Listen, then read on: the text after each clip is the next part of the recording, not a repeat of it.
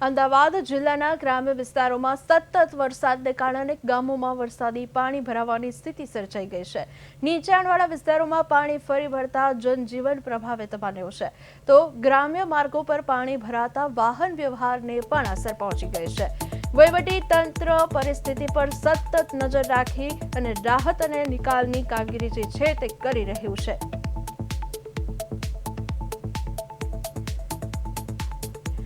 તો સોસાયટીઓ જળમગ્ન થઈ છે, નીચાણવાળા વિસ્તારો પ્રભાવિત બન્યા છે। ગ્રામ્ય માર્ગો પર અવરજવર અસરગ્રસ્ત રહેણાંક વિસ્તારમાં પણ પાણી ઘૂસી ગયા છે। તો અમદાવાદ ગ્રામ્યમાં વરસાદની અસર જોવા મળી રહી છે। અનેક ગામોમાં જળબંબાકારની સ્થિતિ જે છે તે સર્જાઈ ગઈ છે। જનજીવન પર તેની અસર પડી રહી છે। ગ્રામ્ય વિસ્તારોમાં સાવચેતીની અપીલ કરવાનું કહ્યું છે।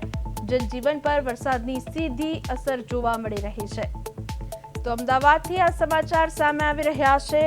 દ્રશ્યમાં જોઈ શકાય છે કયા પ્રકારે વરસાદ પડ્યો હતો। હાલ અત્યારે વહીવટી તંત્ર તેના પર નજર રાખી રહ્યું છે। ખાસ કરીને નીચાણવાળા વિસ્તારોમાં પાણી ફરી વળતા જનજીવન જે છે તે પ્રભાવિત બની ગયું છે। ગ્રામ્ય માર્ગો પર પણ પાણી ભરાઈ ગયા છે, જેના કારણે વાહન લઈને કશે જવું હોય તો પણ મુશ્કેલી ઊભી થઈ શકે છે। એટલે કહી શકાય વાહન વ્યવહાર પણ અસરગ્રસ્ત થયો છે। વહીવટી તંત્ર પરિસ્થિતિ પર સતત જે છે તે નજર રાખી રહી છે। જરૂરી અને રાહત કામગીરી ચાલી રહી છે।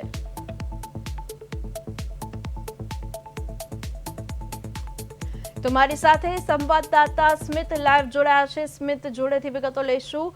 સ્મિત, અમદાવાદના ગ્રામ્યમાં વરસાદી માહોલ યથાવત છે અને કેટલીક જગ્યાઓ પર જળમગ્ન જેવી સિચ્યુએશન પણ જોવા મળી રહી છે। શું છે આ ઘટના, સ્મિત? જી, વાત કરીએ તો અમદાવાદ શહેરમાં કાલથી 24 કલાકથી સતત જે વરસાદ ચાલી રહ્યો હતો તેમાં અમદાવાદ તો જળમગ્ન થયું છે, પરંતુ અમદાવાદના જેટલા પણ ગ્રામીણ વિસ્તારો છે તેમાં ઘણી બધા વિસ્તારો છે તેમાં રોડ દેખાવા મુશ્કેલ બન્યા છે। અત્યારે વાહન વ્યવહાર શું હોય તે પણ પાટડી બાજુ છે, બેચરાજી છે, મહેસાણા દરેક બાજુ જે છે તે વાહન વ્યવહાર પણ ખોરવાયો હોય તેવું લાગી રહ્યું છે। અત્યારે આપણે જે જગ્યાએ ઉભા છીએ તે અશોકનગર ગામ છે અને જે દેત્રોડ તાલુકામાં આવે છે। પાછળ બતાવવાનો પ્રયત્ન કરીશ કે જે રીતના પાછળ પણ જે પાણી કે જે સતત વહી રહ્યું છે, જેમ જેમ હજી પણ રાત જેમ આવી રહી છે તેમ તેમ પાણી કે તેનું સ્તર વધારી રહ્યું છે, કારણ કે છેક સુધી આ રોડ રસ્તો તે પણ દેખાતો નથી।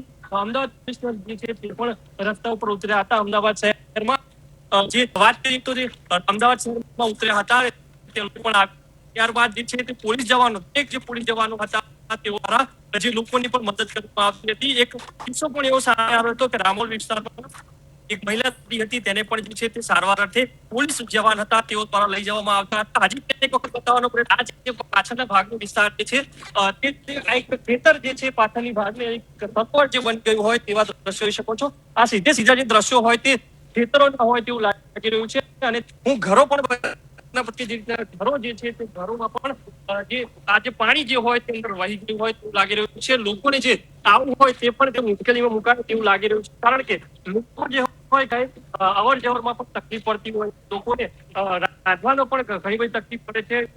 એક જગ્યાએ બીજી જગ્યાએ ગામમાં પ્રવાસ કરવો હોય તે પણ તકલીફ પડી રહી છે। અત્યારે જે પાણીનો જે પ્રવાહ જે આવી રહ્યો છે તેના કારણે વાહન હોય તે પણ ખોરવાયું છે। જી સ્મિત, ત્યારે હું પૂછવા માંગીશ કે હાલ આ વિસ્તારની અંદર રહેતા લોકો જે છે તે કેટલું ત્રાહિમામ પોકારી ઉઠ્યા હશે, કારણ કે અવર જવર કરવા માટેનો રસ્તો જે છે તેના પર પણ પાણી જોવા મળી રહ્યું છે। આપ જે અત્યારે ઊભા છો ત્યાં પણ પાણી જોવા મળી રહ્યું છે ને આપની પાછળ કોઈ ટ્રેક્ટર જોવા મળી રહ્યું છે। લોકો તેનો સહારો લઈ રહ્યા છે કે તે એમ જ છે?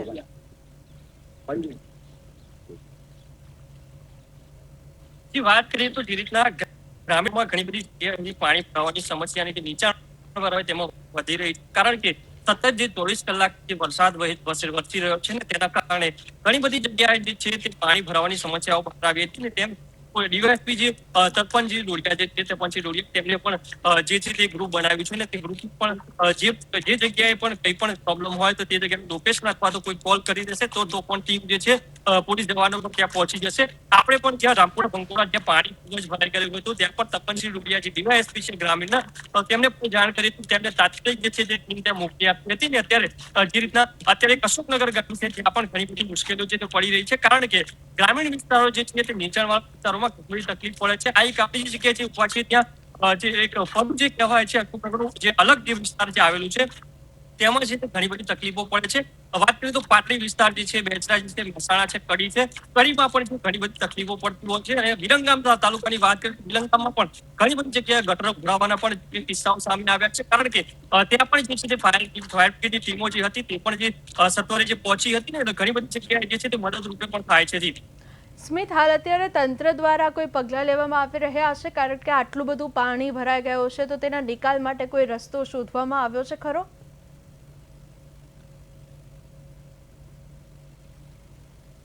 જે વાત કરીએ તો ઘણી બધી જગ્યાએ જે ગામો જે આવેલા છે, ગ્રામીણ વિસ્તાર છે, ત્યાં તળાવ જે હોય તે પડ્યા છે. તળાવમાં પણ ક્યાંક ક્યાંક ગામ પડ્યા છે. તેના લીધે ઘરોમાં પણ લોકોને પાણી જેવું આવી ગયું હોય તેવું લાગી રહ્યું છે. હું પાછો બતાવવાનો પ્રયત્ન કરીશ કે જે રીતના આજે પાણી જે સતત જે આવી રહ્યું છે, તો તળાવ ઉભરાઈને જે છે તે વધારે જે પાણી હોય તે વરસીને જે તે આવી રહ્યું છે. એક ગામમાંથી બીજા ગામમાં જાય છે અને બીજા ગામમાંથી ત્રીજા ગામમાં જે આ જે પરિસ્થિતિ છે તે પહોંચાડી રહ્યું છે. આજે પાણી જે સતત જે છે કોઈનો જીવ ના લઈ લે તેવી પણ ક્યાંક ને ક્યાંક બાજુમાં જે એક સાઈડ બાજુ ઘરો છે, નાના બાળકો છે, ક્યાંક ને ક્યાંક પરિસ્થિતિ એવી છે કે કોઈ બાળક જે છે બહાર આવશે અને રાત્રિ દરમિયાન અહીંયા કોઈ વાહન ચાલક આવશે તો તેને ક્યાંક ને ક્યાંક ખબર નહીં રહે ને ક્યાંક ને ક્યાંક એવા કિસ્સા બની જશે કે કોઈને જાતમાં જે ખેલવાનું અત્યારે વાત થઈ રહી છે.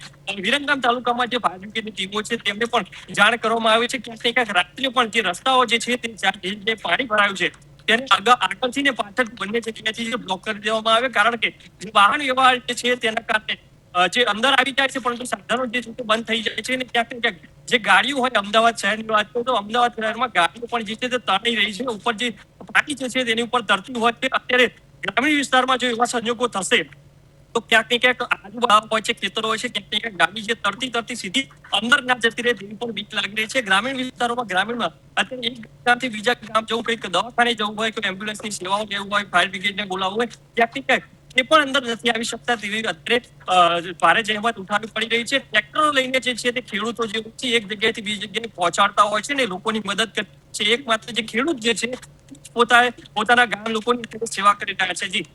જી બિલકુલ સ્મિત, તમારી સાથે જોડાઈને વિગતો આપવા બદલ આપનો આભાર. આટલા પાણીમાં આપ પણ સેફ રહેજો સ્મિત. તો હાલ અત્યારે અમદાવાદના ગ્રામીણ વિસ્તારો છે ત્યાં જનજીવન પર વરસાદની અસર જોવા મળી રહી છે. અનેક લોકોના ઘરની અંદર પાણી ઘૂસી આવ્યું છે.